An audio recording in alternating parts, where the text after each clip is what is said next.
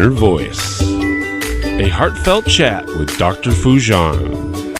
What if your emotional life didn't have to feel like a constant reaction or a constant recovery? Welcome to the International Awareness Integration Institute Virtual Clinic, a global online clinic offering psychotherapy, coaching, integrative well-being services, and mind-body practices, all in one place. At International Awareness Integration Institute, we don't just talk about change, we train it. Our work is guided by awareness integration theory, an evidence-based psychological and educational model designed to reduce anxiety and depression patterns, strengthen emotional regulation, and help you build a life that feels meaningful, steady, and fulfilling. Whether you're navigating stress, relationship strain, burnout, life transitions, trauma symptoms, or simply the feeling that you've outgrown your old life, you'll find a clear path forward here, supported by licensed professionals and expert practitioners. If you're ready to feel better, think clearer, and live fully, join the International Awareness Integration Institute Virtual Clinic today. Visit awarenessintegration.com and book your first session or join our membership. Into listening to my somatic wisdom, because my body was going to heal at the pace it was going to heal, and I couldn't push it and I couldn't force it. And actually, I had to let go of trying to fix it and just thought, okay, my body's going to do what it's going to do, but there's got to be some freedom from the mental prison I felt of not being able to work. And that's when my body started to go, oh, yes, good. So then it started to recover when I started to focus on meditation and my mind. And so I kind of realized that connection, the mind and body are talking to each other all. Introducing a powerful new update from the Foojan app. Now with flexible subscription plans to fit your journey monthly, quarterly, or yearly. Our new AI-driven onboarding customizes your path to feeling better, faster, and enjoy a refreshed experience with stunning 3D interactive videos. Update now. Empower your inner voice with Foojan. Download today. If you've been doing your best, but still feel stuck in anxiety, relationship stress, or the weight of old patterns, this is where things begin to shift. At the Awareness Integration Institute Virtual Clinic, we offer something different. We provide two pathways forward. In psychotherapy, our licensed clinicians help heal unresolved trauma, reduce anxiety and depression, and navigate life transitions. In coaching, our certified coaches help you build confidence, leadership, and relationship mastery, turning insight into decisive action. Both are guided by Dr. Foojan Zeine's evidence-based awareness integration theory, a structured roadmap from awareness to integration to action. During our summit, save 25% on all services from March 22nd through 29th. Visit awarenessintegration.com to book your first session or request to be matched with the right provider. Welcome to The Inner Voice, a heartfelt chat podcast. I'm your host, Dr. Foojan Zeine, a psychotherapist and author and the founder of the International Awareness Integration Institute. So today I will be talking with Celia Bray. She is a psychologist, a somatic therapist, and an award-winning author of Inscribed Your Body's Hidden Script. With over 20 years experience, she has worked internationally across Australia, India, Kenya, and beyond, and blending psychology with embodied healing practices. Celia is the founder of the Somatic Psychology International, where she supports people to unlock wisdom written in their bodies so they can heal, grow, and live authentically.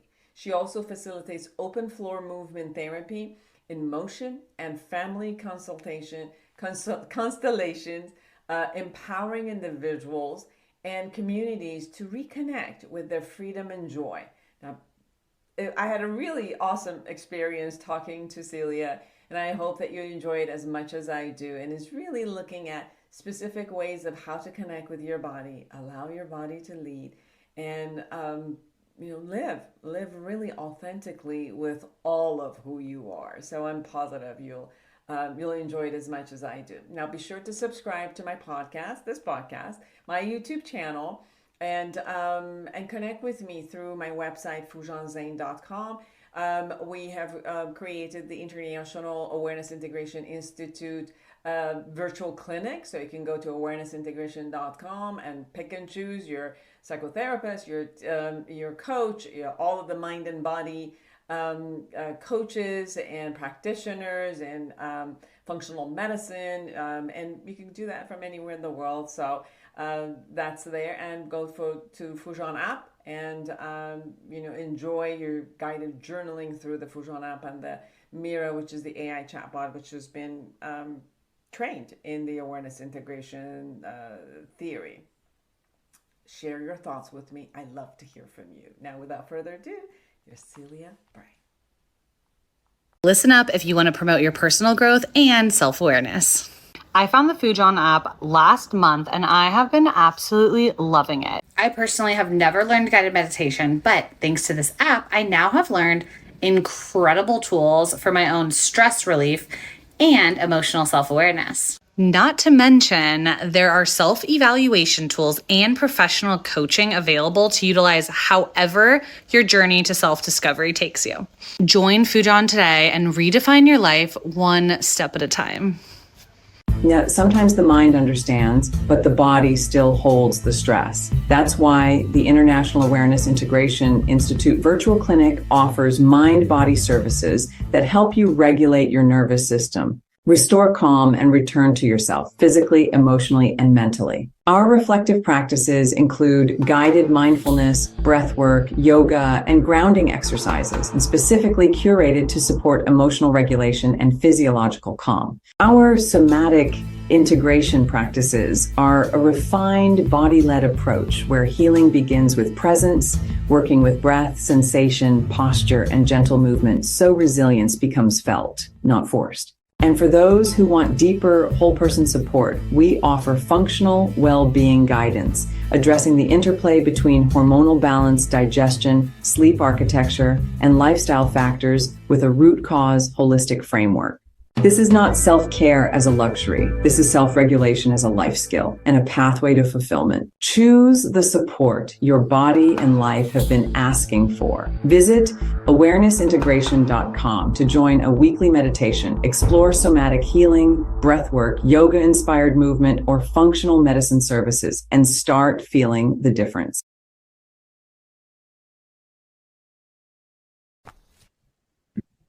Well, I'm so excited to have Celia Bray with us. Welcome to the show. Thank you, Dr. Foojan. It's amazing to be here. So you have written a book about, it's called Inscribed Your Body's Hidden Script. Yes. So what got you interested as a psychologist into looking at your body? A lot of psychologists are kind of, their vicinity stays with the mind and the emotions. But you've also have gone into having some importance around the body. So what brought this passion for you? Yeah, it's a really good question. I think when I was in my 20s, I got really, really critically sick and I had to just quit work and I couldn't work for 5 years. Like it was a huge journey of who am I if I can't be in the mainstream world. But what I also got with that was a different relationship with my body. So I used to think that I had to fix my body before I could have a great life. But actually, my body wasn't playing ball. I tried everything. Like I got chickenpox, and then I got this rare complication of chickenpox called encephalomyelitis, which is inflammation of the brain and the spinal cord. So I was unconscious and in a coma for a week. I couldn't walk. I was in a wheelchair. I was 27. So I just went from graduating from uni and in my first job and really kind of getting into the world. And suddenly I was knocked out of the world. And suddenly my body became this all-consuming. It doesn't even function very well. And but it actually really got me listening to it and before that I was so logical and just my body's just a machine to get me from A to B, and I want it to look nice. But so that really kind of tipped me into, well, actually my body's trying to tell me something. I can't push too hard anymore. I need to listen. But I also recognize that actually if I don't listen enough, it's just going to derail me again. I feel like it was a gift in some ways to help me come into that. So that really was my baptism of fire into listening to my somatic wisdom, because my body was going to heal at the pace it was going to heal, and I couldn't push it and I couldn't force it. And actually, I had to let go of trying to fix it and just thought, okay, my body's going to do what it's going to do, but there's got to be some freedom from the mental prison I felt of not being able to work. And that's when my body started to go, oh, yes, good. So then it started to recover when I started to focus on meditation and my mind. And so I kind of realized that connection, the mind and body are talking to each other all the time. And so that was one of my personal experience around it. And bringing it into my work came a little bit later, but that's where I think it all started. So when you're looking at the body having a stubborn message, which is like, no, we're not doing it that way. We are going to do it this way. And it's almost like becoming aware of it, hearing it, honoring it, and then having some level of negotiation with it, it seems like, for your body and mind to be able to move forward with whatever it is that your intention is. I remember myself, I have a lot of, my body would hold, because I've had a lot of traumas in the childhood, and my body would hold a lot of the tension. So I was going through a lot of pain in different parts of my body, and it seemed like the stress that was holding it, I had to go through a lot of emotional release and a lot of trauma work in order to be able to release. And it's amazing that no matter how much I worked even on, not only my psyche, but emotions and then the body, there's still, after 20 years, elements of the same traumas that are releasing from my body. And I still get surprised. Do you get surprised by this? I do. And in some ways, like similar to you, like I've done a lot of my own work, and sometimes I'm like, really, this is coming back again. I should be over this by now. Like the mental narrative I have to make myself wrong. But that's part of how, like, it's not only that we fight our own physical experience and create the tensions because we don't feel safe to feel. We also fight our own mental constructs. It's like, well, no, I should be kind to myself and I shouldn't be, and so we have this like on all fronts, this resistance to whatever we're feeling and thinking. And so it's no wonder we have tension in our bodies. And so I do get like frustrated sometimes, but actually what I'm realizing is it's the next level. Like it's the next level of surrender and learning to trust. Because my life now is a practice of trusting my somatic wisdom, no matter how crazy my mind thinks it is.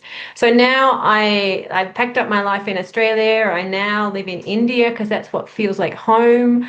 My mind says this is not, sensible, but my body's leading me, and I just really love that. Doesn't mean I don't have meltdowns, like I still do, and I just go, well, this meltdown is another level. But at the same time, when I'm in it and I'm drowning in it, I'm like, similarly, what's going on? I've still got all this tension. So yeah. You said my body is leading me. I want to hold on to that and say, how? Like, how does it lead you? How do you listen to it? How do you allow it to lead you? How do you create trust? And I know one of the chapters in your book is, can I trust it, and how do I trust the message that shows up, from my body? Because sometimes I know I've gone through this myself for a while when I was a child, and I learned not to. And I see it a lot with my clients, that when the body is uncomfortable, we tend to just leave it. It's more like, forget it. I don't want to deal with you. I don't know what to do with you. So bye-bye. We kind of like disconnect from it, versus the concept that you're sharing, which is actually please connect and let it lead.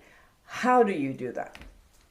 Yeah, really important question.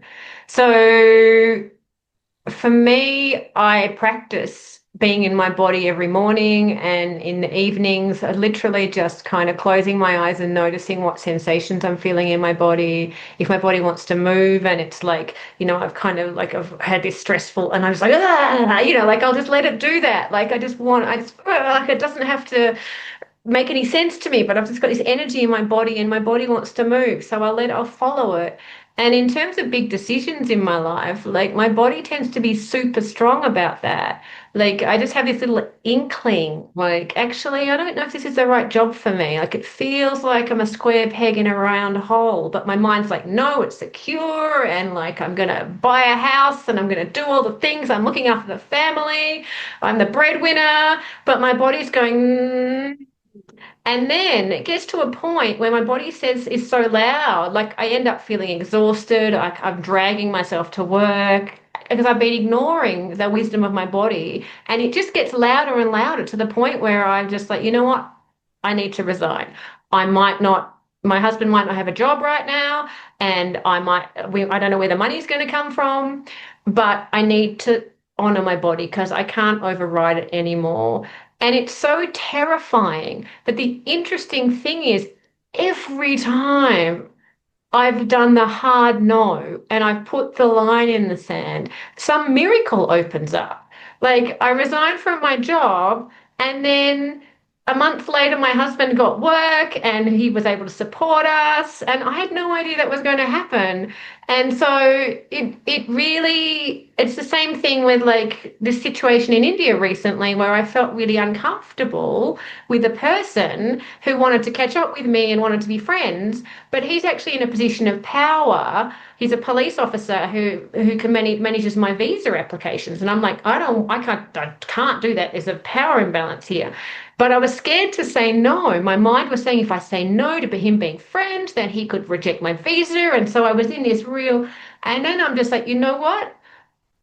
I need to say no, and the consequences will be whatever they are. Like, I just need to honor me. And the moment I said no to this person, I just felt peace.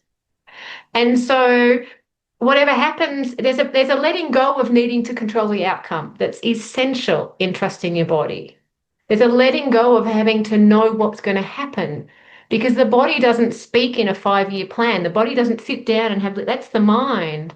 So there's a trust that needs to develop, and those little signals, the gut feeling that you have, the little, oh, this isn't quite right fit. Like we know it. We all know it. Our minds just don't want to trust it because we're conditioned to have this like structured life. So that's trust the niggle, trust the little whisper that's like, oh, maybe I do want to go in this direction, and maybe I do want to change careers, maybe this relationship isn't quite working for me, or whatever it is, just trust it and just see what happens. So there's a part of our essence and where it does get the information from outside and it responds to it. And that response that initially is showing up and it's kind of uncertain on many other aspects, it might not fit yet into our rational or analyzation part. And what you're saying is, before, I remember, we used to just deny it. Like, okay, if it doesn't fit into the rational, then forget it. It just is not logical. We're not going to do it. Mm-hmm. What I hear from you is that the information that comes intuitively from our body, it is also a valid information. So you can't dismiss it, because if you're dismissing it, it will, you will pay the price in one way or another. So holding that information that shows up in your body, and it shows up as an intuitive mark, or it shows up as a particular feeling, or even a sense in is like, it might be a disgust, or it might be your muscles like holding suddenly or withdrawing. So your body has a reaction to that. And what I hear you say is listen to it and give it validity. Don't dismiss it if it doesn't fit all of the rational pieces yet. If you take it seriously first, then you could kind of align it to all the other pieces of rationale. Or sometimes you might just trust it and move forward to say, okay, am I going to be safe? Maybe I don't know all the nuances of what will happen. I'm still living in some sort of uncertainty if I live with this, but I'm just going to allow it to lead me as a valid information. Am I catching kind of that right? Yeah, I think that's a beautiful way to put it because I firmly believe, and I see it with clients as well, that our bodies know how to thrive. They want to thrive. But because we have trouble being with the discomfort in our bodies, like the pain or the aches or the zip and zap of anxiety when it floods our system, we then check out, as you say before, and then we don't trust it. But we have to learn to be able to be with all of it because it knows how to let go of tension. It knows how to heal. It's on our team. And if we can be with it and learn how to just feel safe to feel all of our experience, then I just believe we can't go wrong because we then work in alignment with how we're designed. Like our mind is conditioned, like our families, our society, but our body, we've been sensing whether we feel safe or not in the world since we were conceived. Like it has this beautiful intelligence. So really listening to it, and then wonders open up in life. Just you get to be in the moment. You get to like suddenly feel like you meet these amazing people that you wouldn't have otherwise met because you just had this instinct. I'm going to turn left today instead of right on my walk. Like that's some of the ways you can listen to your body. Which way does my body want to go on my walk today? What does my body want to eat this morning as opposed to my mind? My mind always goes for the chocolate, but my body usually wants to go for something else. And so it's kind of those little decisions that can be opening up the wisdom of the body as well. It doesn't have to be the big job and the big relationship stuff. It's just moment by moment what feels like it's what I'm needed. And you also talk in your book about hidden scripts that are there that obviously create our belief systems, create our personality, and it gets informed by probably ways of surviving, right? Like we've learned how to protect ourselves, we've learned how to survive, we've learned how to create all of these coping mechanisms around us with all of these kind of scripts, which we've put them in automation and they're automatically moving us forward. And therefore, when we're living in that we're not in the present moment, which our body, as you said, keeps sharing what's happening in the present moment. Can you share a little bit about that? Well, all of us have amazing strengths, and even our strengths are actually often survival mechanisms because we were overwhelmed in our body as children. So some of us learned to be people pleasers, like because that's the way we got to feel safe in our bodies, or get like not be in trouble. I think I'm going to start that. That's got tangled up there, but like that sense of if I please people, I'll be okay, and then our bodies can settle. And some of us become really like success is the way that we get approval, and it's flooding our body because we had a moment of failure as a kid. At least that was our experience, and the experience in our body was so overwhelming that we decided, not consciously, we decided, I'm never going to experience that again. So I am going to work really hard and I'm going to be fantastic at whatever I do, because that experience, that defining experience, in your mind, you might have thought it was terrible, but actually it's your body that's keeping you from ever experiencing that again. So it shapes our lives, all those formative little moments where we felt like we were not forgotten to be picked up at school, after school, the last kid, and everyone else has gone home with their parents. It's getting dark, and it might not be a big trauma, but in our system, when we're dependent, then as a child, we get overwhelmed. And then it's like, okay, how do I avoid this ever happening again? Well, I'm just not going to need people. And so then we become super independent, and that becomes this like major strength people see. But actually, we can be scared to need people. Will you really be there for me? Will you really trust me? Our nervous system goes into overwhelm because the idea of trusting someone, because we have to sort it out ourselves in case we get let down again. So those formative experiences are in the body, and they are absolutely steering our lives. Until we can be with the experience of, it's okay if this person lets me down, I can handle my feeling. I can handle what I experience. Then we stay trapped in being hyper independent. So I was super independent as a kid, and growing up, I wouldn't even let my first boyfriend buy me a cup of coffee because I wouldn't depend on anybody. I'm like, I'm not owing anyone because it wasn't safe. And it wasn't when I got sick, and suddenly I was being showered, I was being wheeled around, like I went from one extreme to the other. But I needed something like that. It was a crazy intervention to actually learn it's okay to need people. So that's how those formative experiences stay in a script in our body and start to shape our lives. Everyone, get this book. Ha. Inscribed Your Body's Hidden Script. Decode your body's wisdom for, I need my glasses here. Decode your body's wisdom for emotional healing, wise choices, and path to an awesome life. A practical guide and toolkit using somatic therapy. And by Celia Bray.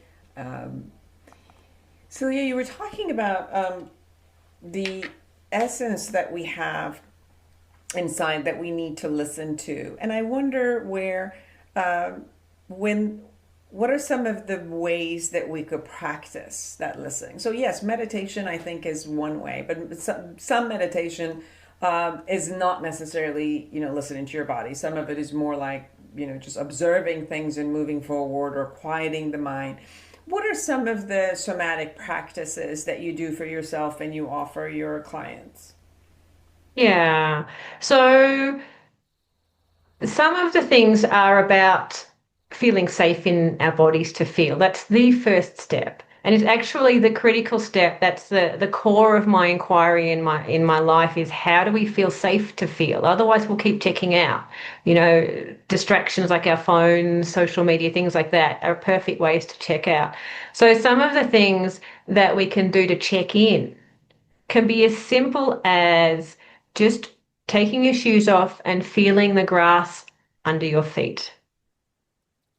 Feeling the air on your skin, just taking a moment to pause and come back, that mindfulness practice.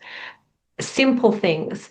Other things are like the somatic holds that people like Peter Levine have developed. Well, one of them is that you can put one hand on your chest and one hand on your belly and just notice your breathing. So if you start to feel like you're starting to feel a little anxious, it's just like,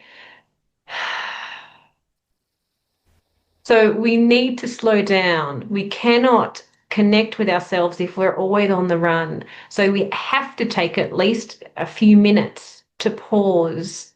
Otherwise, we just stay disconnected. So that's the critical first step. So you know what? I'm going to set my timer for 2 minutes. And I'm just going to pause and I'm going to notice my feet on the ground. I might do a somatic hold.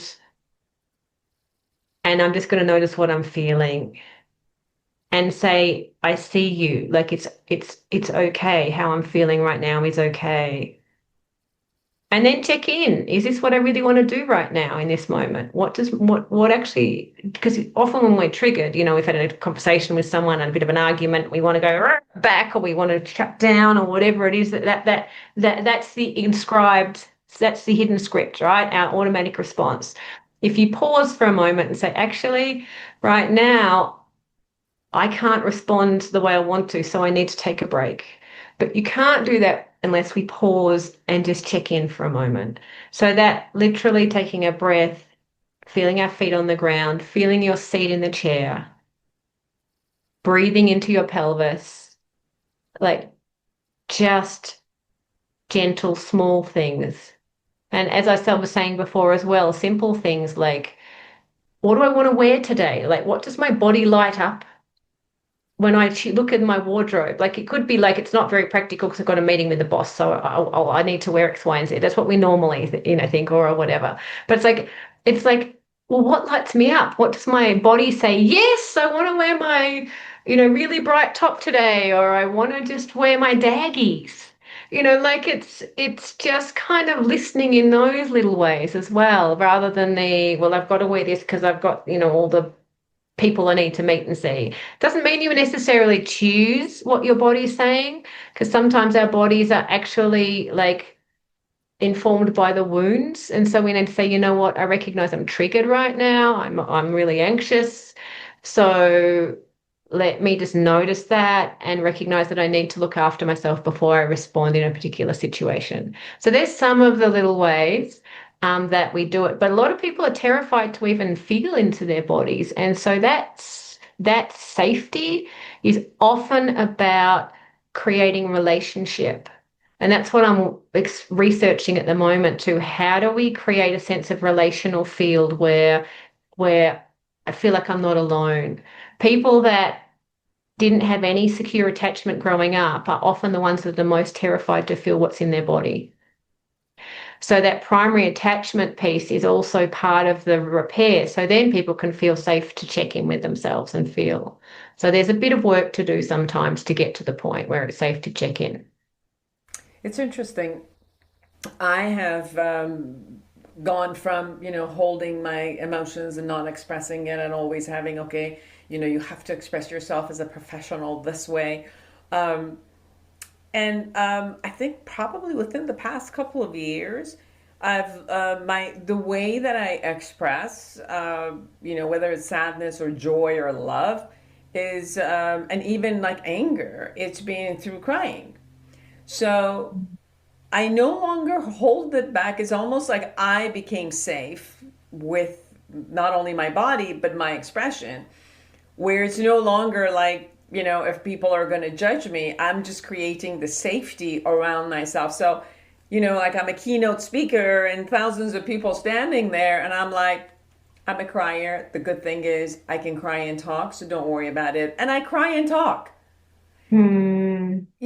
I had we had the summit yesterday because we're opening this, the International Awareness Integration Clinic. And as I'm sharing, and I'm in the middle of the keynote talk, and I start crying, and I'm like, don't worry about me, I'm just crying. And I start talking and crying. Or like, I'm tired at the end of the night after like 14 hours of work, and I'm tired, and I just start crying. So it's interesting that I've allowed my body to release in this methodology. And it doesn't matter what emotion it is, whether I'm tired or I'm sad or I'm in love or I'm just excited and, absolutely all that. So it's just, okay, it just wants to release this way in a crying. And I've allowed it to do, and I've kind of like protected it, right? By stating it, like, because usually when people cry, everybody's like, oh my God, like, what's going, so I kind of state, it's okay. This is the way it's going to be. So don't worry about that piece. Just hear to what I say. And when you were talking about how to create the safety in the relational piece, I just wanted to share that, that's like, regardless of the external feedback, I've created this concept that it's okay for me to cry, regardless of who wants to think what, because if I hold it, I get a headache. If I hold it, I actually, let go of being in the present moment and the beauty of whatever it is that I'm expressing. Yeah, that is so beautiful. So what difference has it made for you to give yourself that freedom? Sounds like you're much more like as you're talking, I'm hearing you feel really alive, you feel connected to yourself, but also what you're talking about and the audience as well, because you're being authentic. You're not trying to hold it together to be a certain way. You're being real. So it sounds like there's a lot more like aliveness. It sounds beautiful. Very authentic. It's right here. It's the truth. And I think, you connect with whomever you're talking because you're connecting with your body, you're connecting and you're creating that safety. You are, expressing yourself in that way that creates safety. And I've noticed even, when I'm expressing, even if I'm angry at something that, just expressing my anger creates a non-safety for other people, where even my anger comes through the releasing of that moment. It creates softness. My anger is valid with whatever it is, but at least the expression of it creates softness.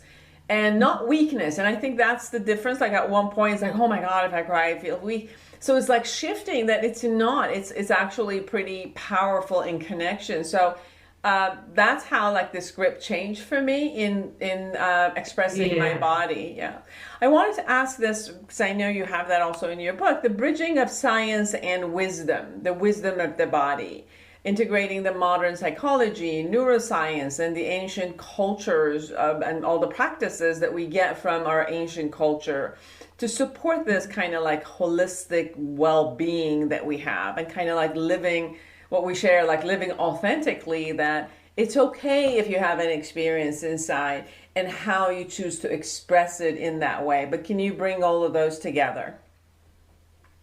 Yeah. So I am someone who learns by experience as well. So for me, like I made a decision, do I want to do a master's in international development because I was doing a lot of development work, or just do I just want to go and work in Kenya and India and different places and actually be there and breathe in the air and the dust and the texture and the culture of and the of the place that I'm in. So from that perspective, like being an experiential learner, I really got to go to different countries and see some of these beautiful embodied cultures that I just was like, wow. When I got back to Australia, I felt like we were heads on sticks in Australia. We were just kind of floating along the pavement, like without any embodiment. Whereas in Kenya, there's these beautiful big mamas that are earthman there. And so really bringing in that self-expression that is full body in some of those cultures, and just how expressive people are. It doesn't mean I'm idealizing it. There's definitely challenges in those places, but it's something that we don't even realize we're missing.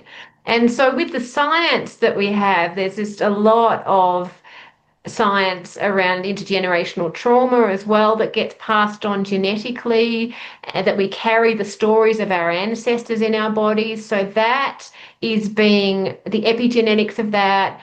But when you look at the ancestral patterns in our families, we can see that as well. So there's this beautiful kind of fusion now that's happening in our world, and in India as well. Like this, India's biggest export is their spirituality but it's actually embodied healing. It's the yoga, it's the meditation, and often movement meditation. Like I'm a movement therapist, so meditation for me is not just about sitting still. It's actually about listening and letting ourselves move, because some of us just don't want, sitting still is not our thing. So it's really bringing those beautiful worlds together, which is finally happening through the science. It's almost like the science is catching up with what Indigenous cultures have known for a really long time. And embedded in their culture, movement and dance is a huge part of African and Indian culture. But in Australia, don't quite know what it's like in the US comparatively, but in Australia, especially men, I'm not going to dance until I've had a few beers, mate. Like there's not that confidence in our body as a part of our emotional expression. Like crying, for example, is a part of that. So it's nice that these worlds are coming together. It's interesting you shared about India. I went to the first time and the last time I've been there. I've been to the Brahma Kumaris, annual retreat, and it was amazing. It was almost like, I don't know, 7 to 10,000 people from across the world, where everybody was there, and just you really saw like the best of humanity come together. And I remember we went to open, it was like an opening of a hospital. So this group went in, and, the ribbon cutting and all of that. And we were all there, and we were sitting in this very professional, all the doctors, all the nurses, everybody was there and talking about the latest that was happening in the hospital. And then suddenly they put the music and they're all dancing. And I'm sitting, I'm like, wow, that's so awesome. In the middle of a professional meeting, the culture shows up and they're all dancing together, and getting all of us up, and for us to dance, and just brought joy into a whole concept. Like it's an expression of your body and the joy, and a welcoming of how we could do that with dance and movement, and another way of just connecting with our body, and our body also having the concept of expressing itself.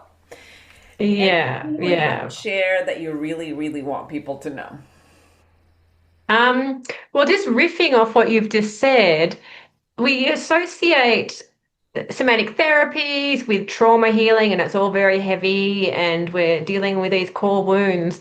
But in actual fact, like there's so much joy. It's about being fully alive. It's about being able to embrace all of who we are and feel the intrinsic joy that pulses through our veins. So that's why in my book I talk about wise choices and creating an awesome life, because that's what is available. So I just want to encourage people just to trust their bodies, not just for healing wounds, but actually just living a beautiful, joyful life. When you said that, I recall I was talking to a client who's very, very depressed, and he couldn't get up in the morning. As long as he got himself up in the morning and went to work and just kind of focused to work, the 8 hours that he was working, he was okay. And then he would come home and go into that space. So we were talking about in the morning, what else can we do? Can we shift something in the mornings, And I suggested for him to put cardio music. And he goes, cardio music? I said, yeah, just, instead of your alarm clock, just put cardio music. And I experienced that before. I was like, oh, I don't want to go exercise. And for a while I put in the cardio music as just, wake up call. And even as I'm laying down, I don't want to wake up. I don't want to wake up. The music itself just would move my body to wake up and go do something. And then the week after, I said, how is it going in the mornings? Fine. I said, oh, good. What happened? He says, yeah, I didn't like the cardio music, but I found all these good dancing musics. So I just put it in there as I'm, brushing my teeth. The dancing music is happening. And I said, what's happening to your body? He said, it moves by itself. I do my thing. My body moves with this music. And it's so amazing that this, person who just couldn't get off the bed was shifting with this kind of, the music somehow giving his body a joy to move forward. And it was really sweet to see how, listening, like what you have in your book, listening, allowing our body to lead, will get us moving and creating the life that we want. That is a beautiful story. I love that. Where can people find you? So you can find me at my website, which is somaticpsychologyinternational.com. That's probably the easiest way to find me. So somaticpsychologyinternational.com.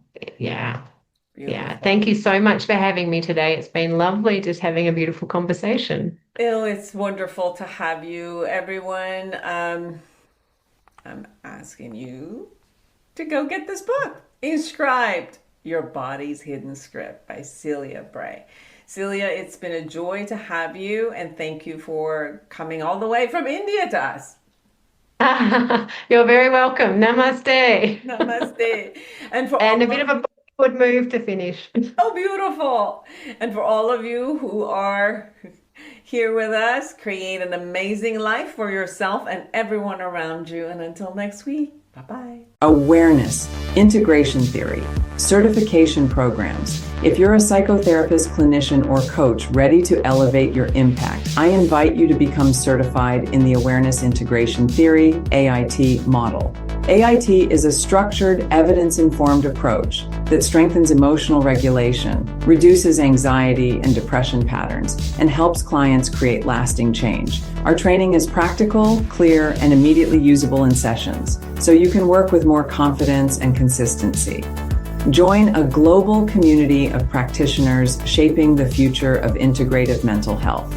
Become AIT certified today. Visit awarenessintegration.com.